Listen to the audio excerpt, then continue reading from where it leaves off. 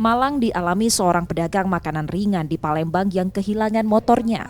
Saat itu korban Suryadi berangkat sholat subuh ke masjid, namun sepeda motor yang sehari-hari digunakannya untuk berjualan hilang dibawa kabur pencuri. Dari rekaman CCTV terlihat pelaku 3 orang.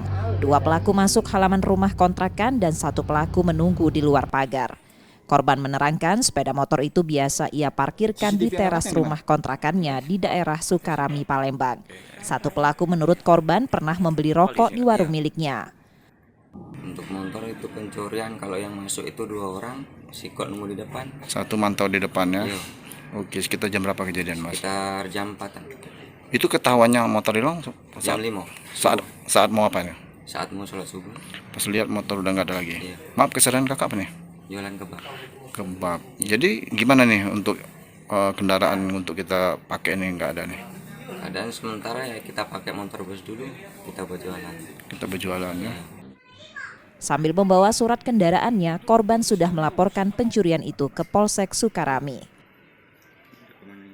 Reski Oktora, Muklas Diferensial, Kompas TV, Palembang, Sumatera Selatan.